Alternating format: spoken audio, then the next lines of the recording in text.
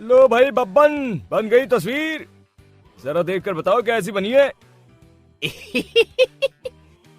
अरे भाई मोहन, मेरी सलाह मानो तो तुम रहने ही दो। एक पेंटर बनना तुम्हारे बस की बात नहीं है। हाँ, तुमने सही कहा, मुझे भी कुछ ऐसा लगता है। खैर, आज शाम की गाड़ी से मैं शहर वापस जा रहा हूँ।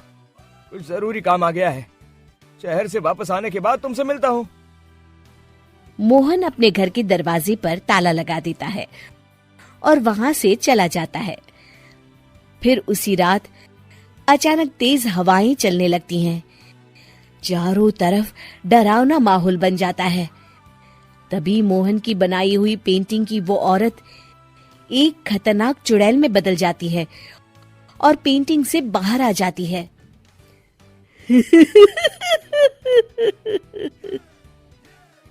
चुड़ैल घर के बाहर चली जाती है। वहीं दूसरी तरफ दो चोर लाला सुखीराम के घर से चोरी करके भाग रहे होते हैं। दोनों भागते भागते गांव के चौराहे के पास पहुंच जाते हैं। तभी अचानक वो चुड़ैल उन दोनों के सामने आ जाती है।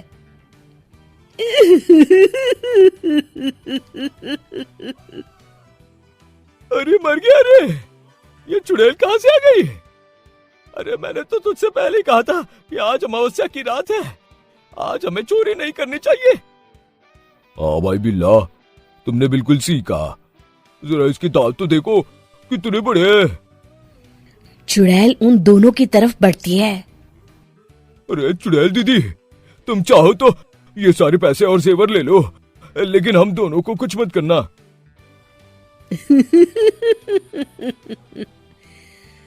पैसे और जेवर के लालच में तुम इंसान बिकते हो, हम चुड़ैल नहीं।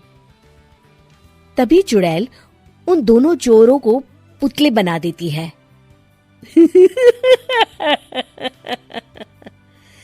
मैं किसी को नहीं छोड़ूंगी, अब कोई मुझसे नहीं बच सकता।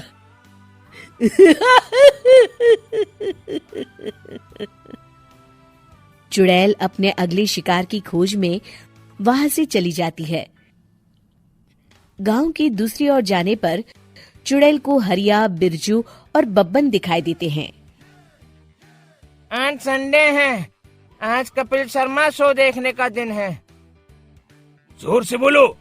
आज संडे है। मैंने नहीं सुना। आज संडे है, आज कपिल शर्मा देखने का दिन है। हाँ, ये हुई ना बात।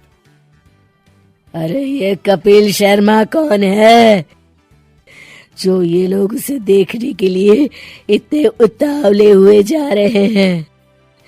खैर मुझे क्या, मैं अभी इन दोनों को मजा चखाती हूँ।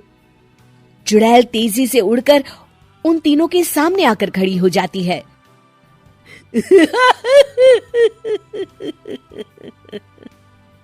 कपिल शर्मा शो बाद में देखना, पहले मुझे देख लो। बब्बन चुड़ैल को देखते ही पहचान जाता है। अरे ये तो तस्वीर वाली औरत के जैसी दिख रही है, मुझे अभी नहीं मरना है।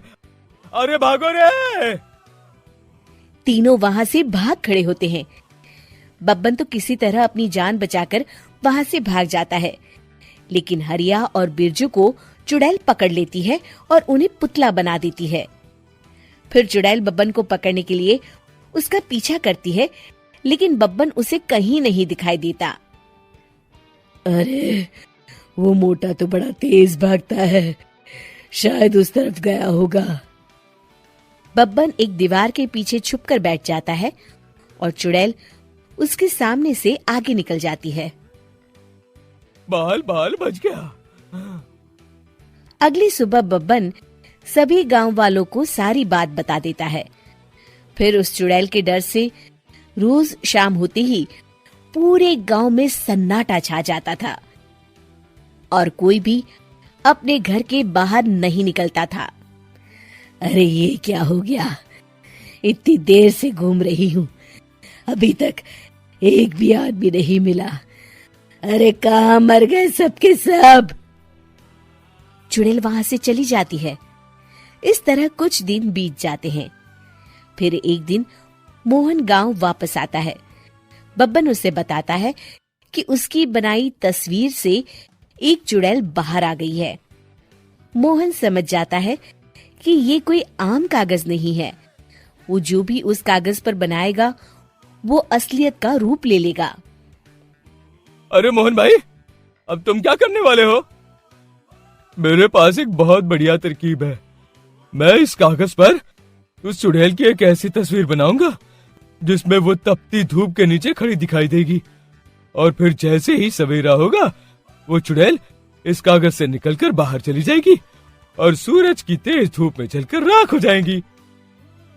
मोहन बिल्कुल वैसे ही तस्वीर बना देता है और जैसे ही सवेरा होता है वो चुड़ैल कागज से निकलकर बाहर धूप में चली जाती है और सूरज की गर्मी बर्दाश्त नहीं कर पाती और जलकर राख हो जाती है।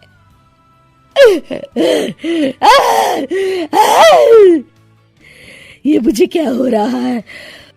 मैं सूरज की रोशनी बर्दाश्त नहीं कर सकती। मेरा पूरा शरीर जल रहा है।